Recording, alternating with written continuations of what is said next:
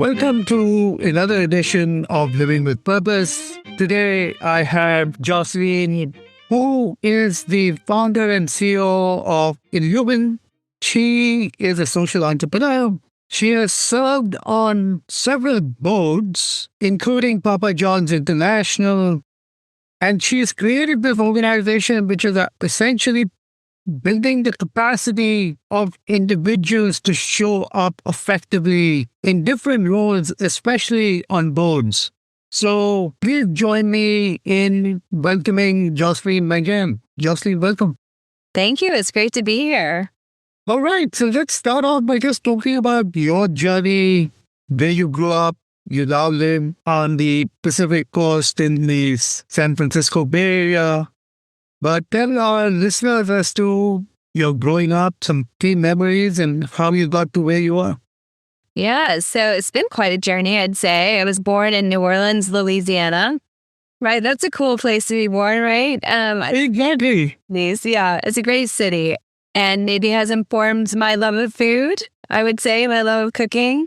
I grew up mostly in Texas with a brief stint in Hattiesburg, Mississippi for 3 years. So, although Texas doesn't always consider itself the South, I would categorize that in the United States. I grew up in the South, and I lived there until I went to college. And I actually went to college at Vanderbilt in Nashville, Tennessee. And I'd say that was the beginning of really opening my mind and my worlds, because most people in Texas, at least where I grew up, were going to school in Texas. So just to leave the state was a journey. And it was after college that I really fell into technology. I was an English major, and my first job in tech was as a restaurant writer in Nashville, Tennessee, for a company called City Search, which at the time was disrupting print media. This was long before the iPhone. And, it's really fun to think about that, especially today as technology is moving really fast, because really in the era where I joined, we were in companies with people who had never done this before. It wasn't like you could say I worked at this internet company and this one and this one. Like everybody was kind of working for their first internet company. Yeah.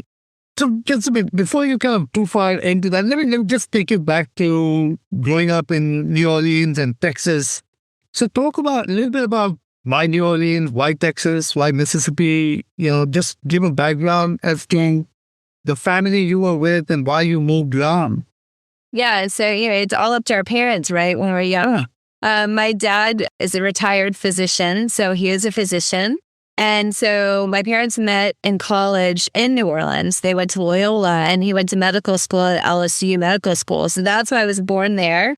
Right. And then the move to Houston, I was a baby, but my mom is a native Houstonian, and he, got into the medical field there. Now, the Hattiesburg story, from what I was told as a child, is a friend of my dad's from medical school called him and said, hey, why don't we try this out, private practice in this small town in Mississippi. And from what I gather, and I was young, my dad enjoyed it, and my mom was ready to go back to Houston. That is what landed us back in Houston. And they're still in Texas, both of my parents. And siblings growing up, what was it like growing up in Houston? Well, I have two sisters, and I'm in the middle. And I have an older sister who's 3.5 years older than I am, a younger sister who's 5 years younger. So a house of women. And with, I'd say, some significant age gaps. We're all friends now, but growing up, you don't have as much in common when someone's 5 years younger than you. At least yeah. But we've gotten to be very close now. So yes, full house of women. And then what interested you? What were you studying? What did you gravitate to? I mean, you talked about technology, but you went to Vanderbilt. So talk a little bit about, how do you get to where you got to? I'd say I've always I love reading, but some of my favorite classes, which I'll tie into something maybe we'll talk about later, were philosophy. I really liked thinking about thinking. So was kind of always drawn towards language, writing, reading, less math, more in the literature side of the brain. Certainly have an appreciation for math now. Yeah. But I'd say those were my favorite things to study. So, I have two kids I have 3 boys. 2 of them, like 2 middle and younger one, have become avid readers and they actually read the book of their age. So, they turn 32, they will read 32 books that year. Oh, wow. So they're really into this game. I mean, just fantastic because, they get exposed to so many different ideas. So from literature, you journeyed into this job in a tech newspaper, City Search. And so when that must have been so unique at that time. It was so unique. So in fairness, I took a year off after college, waited tables, taught tennis. I didn't know what to do. And so the benefit of being an English major is it's a wonderful major.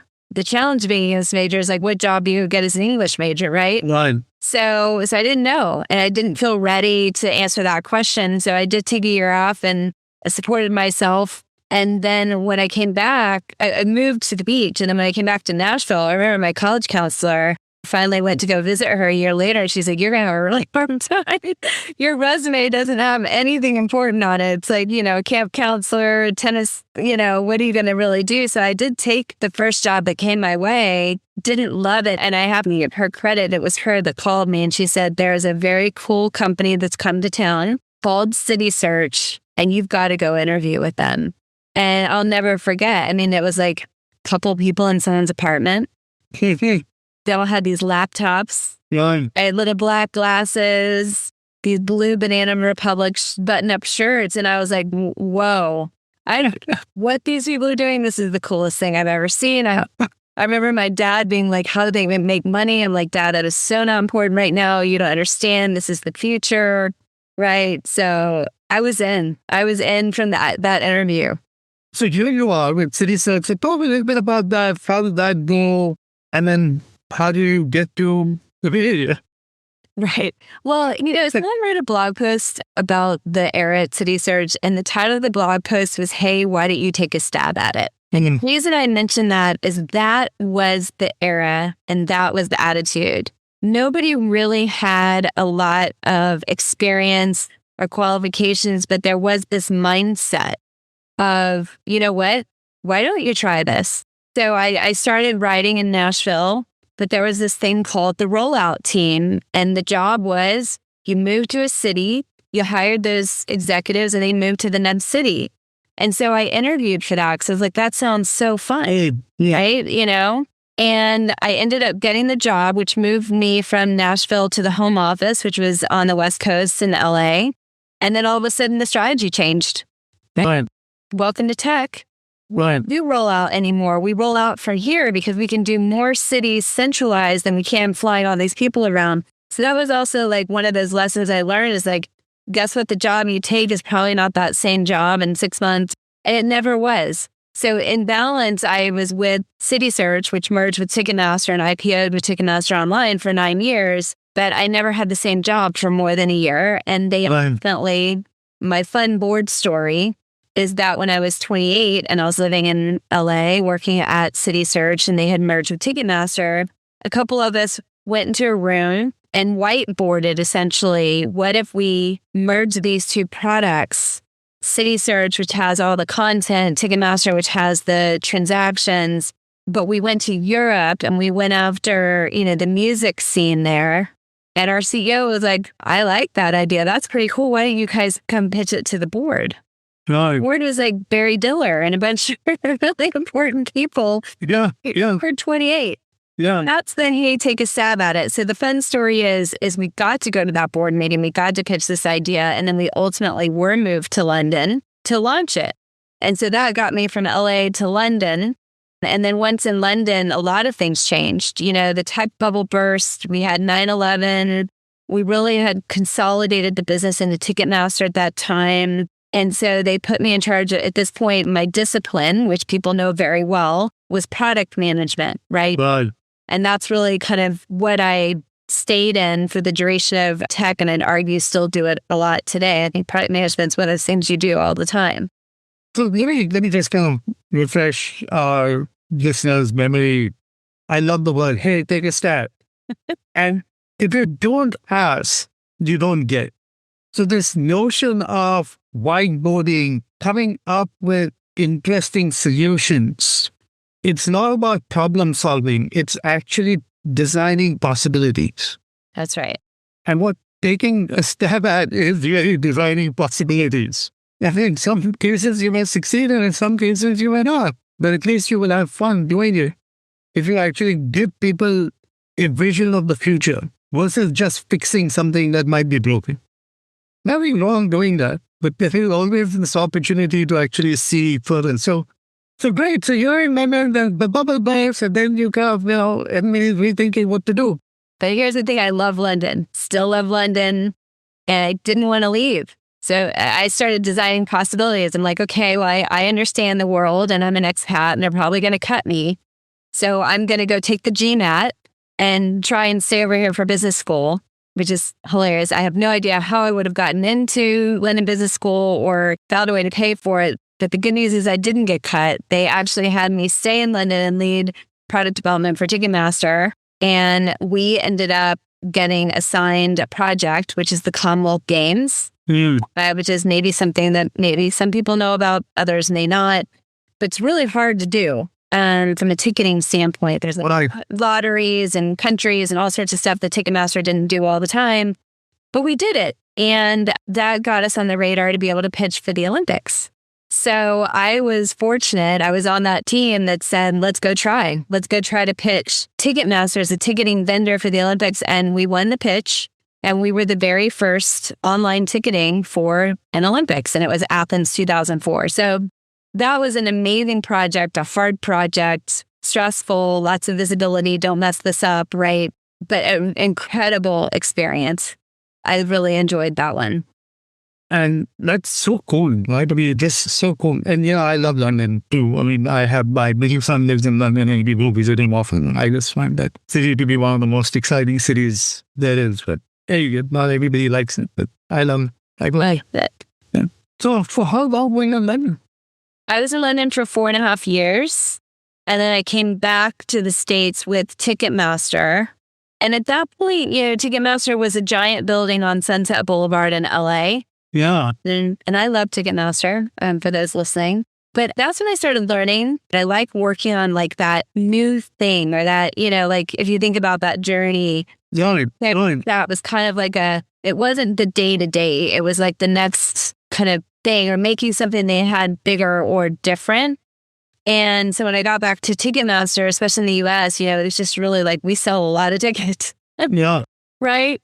And my value wasn't as clear. And that's when I called actually someone from formerly City Search. The other thing I also realized, and no offense against LA, but I'd lived there a bunch and I really love London. So I was like, you know what? I'm interested in living in San Francisco or New York if I'm going to live in the United States. And in that moment, tech wasn't as big in New York, at least not in the kind of communities that I had been in. Obviously, San Francisco was, and I called an old colleague at City Search, who now was the interim CEO of this little company called OpenTable. And, you know this now. I love food, love restaurants, and I could see what they were trying to do. Now, my parents were like, what are you doing? No one's ever going to make a dinner reservation on the internet. I mean, they lived in Houston, Texas, couldn't imagine it. Why would you leave Ticketmaster? We want to have security. And why would you go to this company that nobody uses? And that was the beginning of another decade. And I hope everyone here listening does use the OpenTable app. But I joined as the consumer product manager when it was a website that looked like an Excel spreadsheet and they didn't really have much of a consumer presence and not like what they do now. And it was pre-iPhone and all that pre-IPO, all that stuff.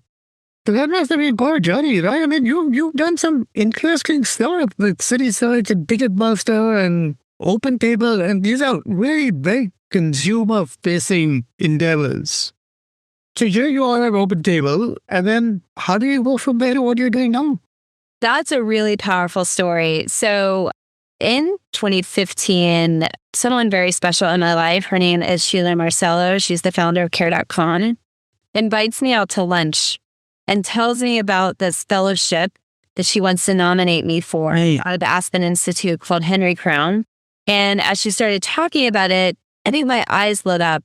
And now I know what it is. At the time, I had no idea it was. But it's a fellowship that the tagline is from success to significance. And they are targeting people between a certain age that are at what they call an inflection point. So I guess Sheila saw I was at an inflection point, Right. which I didn't see in myself, in fairness.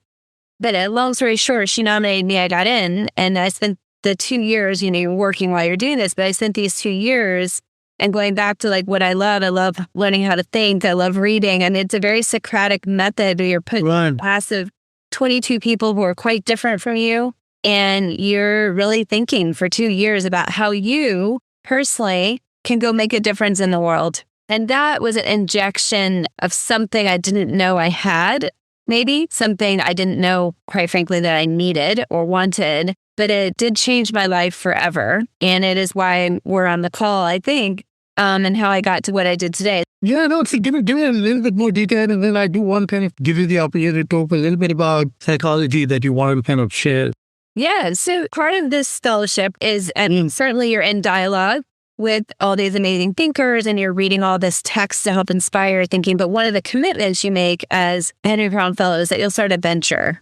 And your venture, you just have to become your business. I mean, I had no idea mine would. In fact, I was so nervous about this thing because there's so many people in your class who are classic entrepreneurs, like the ones you read about, the ones that build companies and sell them. And you heard my journey. I'd never started anything. Then inside, I had this label for me that I had never even heard of before. They called me an intrapreneur.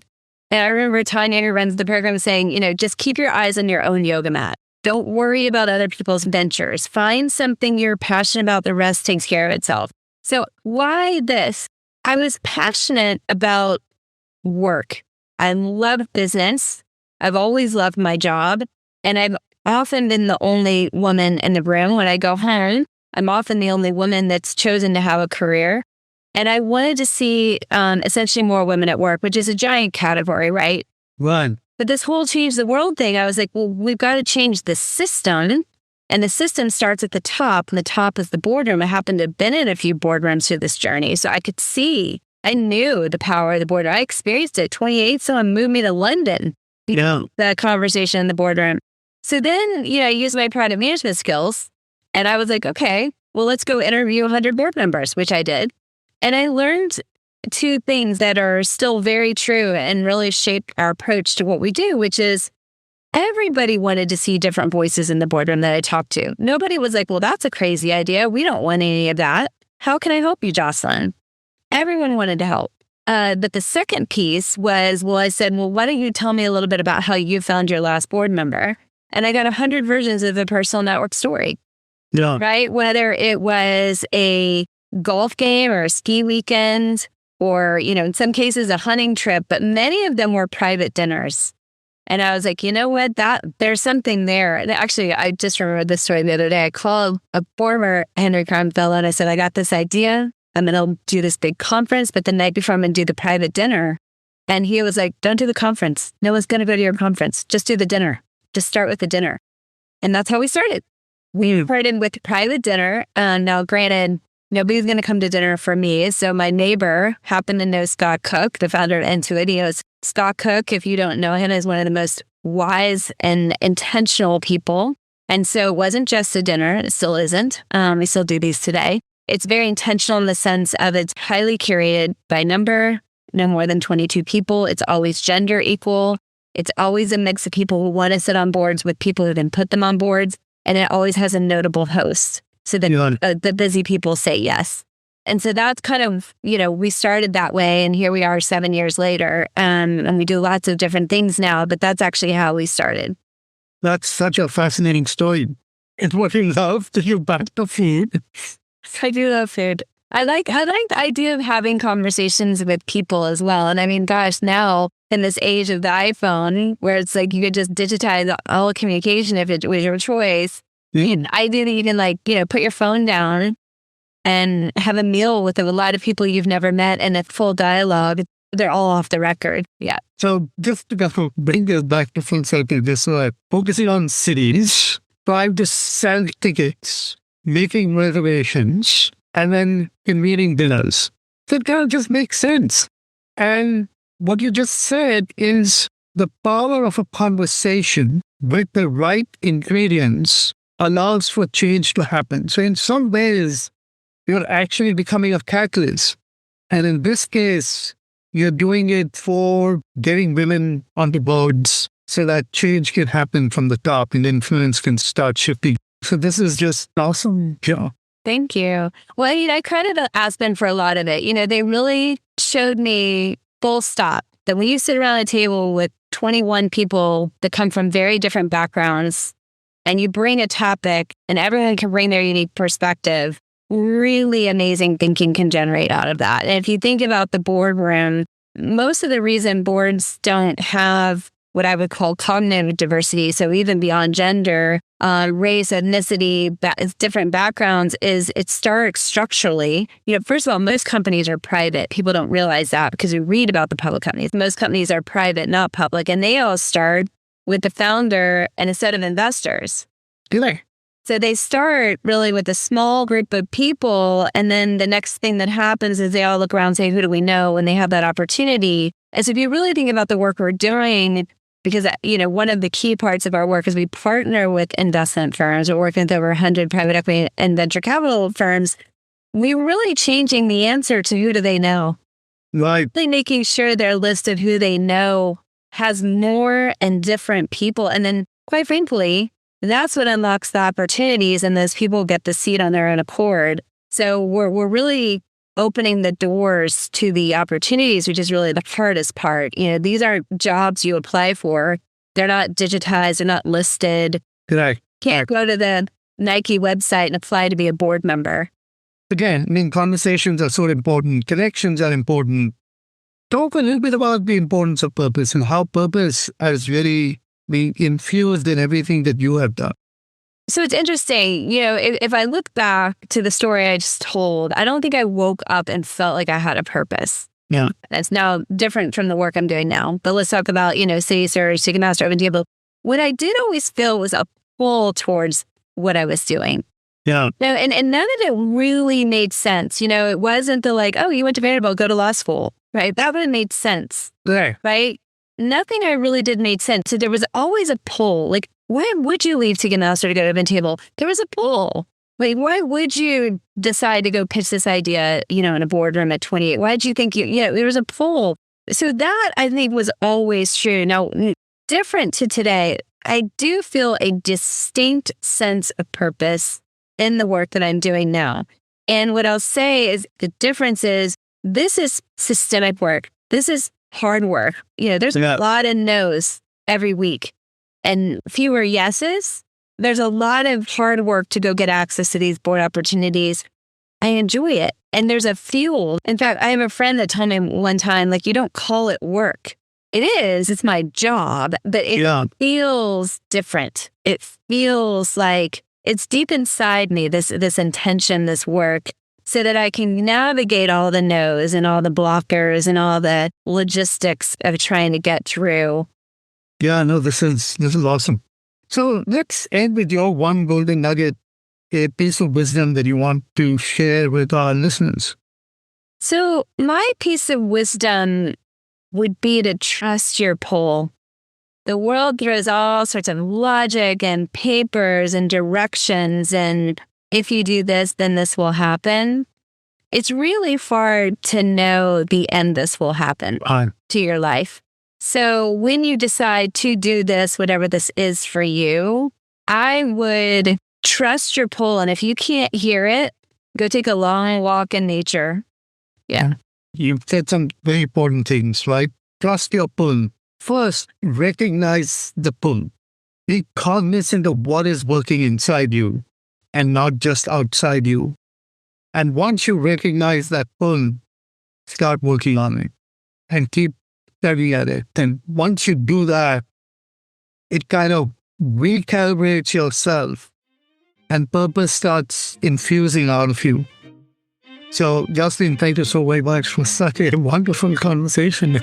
And that's a wonderful note, again, to our listeners. Purpose is that unique sense of renewable energy that continues to drive humanity forward. Find your pull. Jocelyn, thank you very much. Thank you.